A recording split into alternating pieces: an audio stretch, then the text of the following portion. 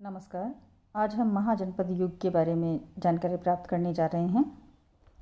ये आपके पाठ्यक्रम के अंदर उपयोगी होने के साथ साथ में भारतीय प्रशासनिक सेवा और भारत के विभिन्न राज्यों की प्रशासनिक सेवाओं के लिए भी आपके लिए उपयोगी होगा।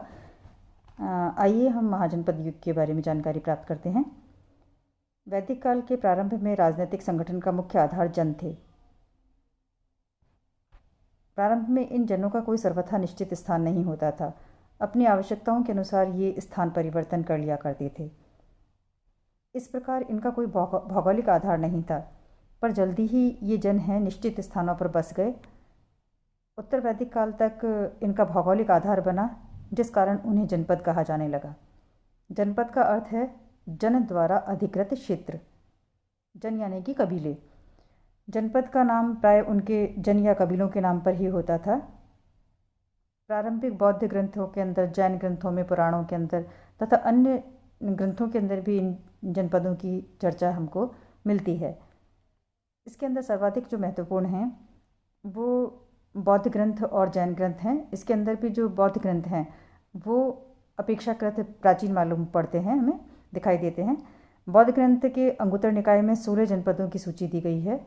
16 महाजनपदों की एक ऐसी ही सूची जैन ग्रंथ भगवती सूत्र में भी दी गई है, पर इसमें दिए गए कुछ नाम अंगुत्तर निकाय की सूची से भिन्न हैं। जो कि भगवती सूत्र का विवरण है, बाद के काल का जान पड़ता है। जैसा कि जनपद के पूर्व में लगे महाशब्द से स्पष्ट है कि इनका राज्य है अपेक्षाकृत बड़े भू विस्तार वाले क्षेत्र से था। जनपदों की स्थापना के बाद इनमें आपस में संघर्ष होना स्वाभाविक था, जिस प्रक्रिया में निर्बल राज्य समाप्त होते गए और शक्तिशाली राज्यों में विलीन होते चले गए। अधिक शक्तिशाली और विस्तार में बड़े इन राज्यों को महाजनपदों की संख्या प्राप्त हुई। क्योंकि इनकी सूची प्रारंभिक बौद्ध साहित्य के ग्रंथ में मिलती है, तो इनका समय बुद्ध के पहले का माना जाना चाहिए। स्वयं बुद्ध के समय में इनमें से कई अपनी स्वतंत्रता को खोकर अन्य शक्तिशाली जनपदों में विलीन हो गए थे और कुछ नए राज्य स्थापित हो गए थे, और इनमें से कुछ का स्वरूप परिवर्तित हो चुका था। इस प्रकार उपलब्ध ऐतिहासिक साक्ष्यों के आधार पर महाजनपदों का काल 8वीं-7वीं शताब्दी ईसा पूर्व से लेकर 6ठी शताब्दी के पूर्वार्ध तक माना जा सकता है। हालांकि इनके आविर्भाव से पहले जनपदों के अंदर जो पारस्परिक संघर्ष चलता रहता था, उसका एक लंबा इतिहास था, वो एक अलग बात है। अभी हमको ये नहीं समझना चाहिए कि इन महाजनपदों के अतिरिक्त इस समय अन्य जनपदों का अस्तित्व नहीं था।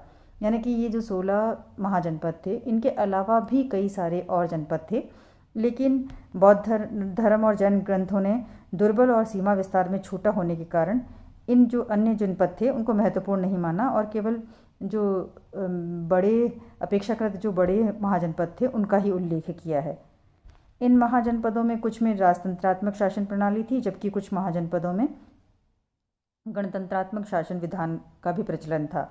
जो राजतंत्रात्मक शासन प्रणाली थी उसके अंदर सत्ता एक व्यक्ति यानी कि राजा के हाथों में केंद्रित थे। इसके विपरीत जो गणतंत्रात्मक शासन व्यवस्था थी उसके अंदर प्रशासन के अंदर जन सामान्य की सहभागिता होती थी। हम देखते हैं अंगुत्तर निकाय के अंदर जो 16 महाजनपद हैं उसके अंदर उनके नाम हैं काशी, कौसल, अंग, मगध, वज्जी, मल्ल, चेदी, वत्स, कुरु, पंचाल, मत्स्य, सूरसेन, अस्सक, अवंती, गंधार और कंबोज। इसी तरह से अगर हम जैन ग्रंथ भगवती सूत्र में महान जनपदों के नाम देखते हैं तो उसके अंदर हैं अंग, बंग, मगह, मलय, मालव, अच्छ, वच्छ, कोच्छ, लाढ़, पाढ़, वज्जी, मौली, काशी, कौसल, अवाह और संभुतर। अब हम दोनों सूचियों की तुलना करते हैं तो देखते हैं कि अंग, मगध, वत्स, वज्जी, काशी और कौसल दोनों सूचियों में समान नाम हैं।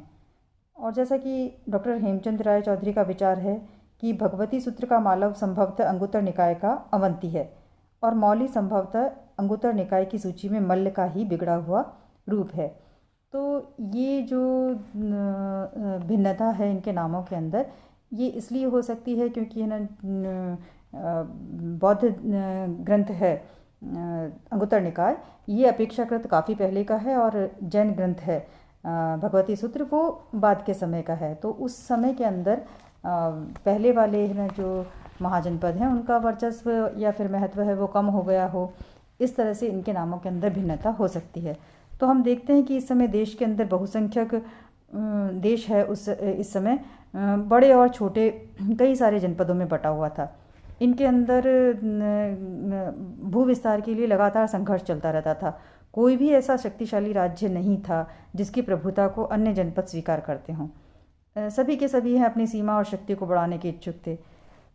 लेकिन इसी प्रवृत्ति ने साम्राज्यवाद की उस प्रक्रिया को जन्म दिया जिसमें निर्बल और छोटे जनपद थे वो धीरे धीरे शक्तिशाली जनपदों में आत्मसात होते चले गए।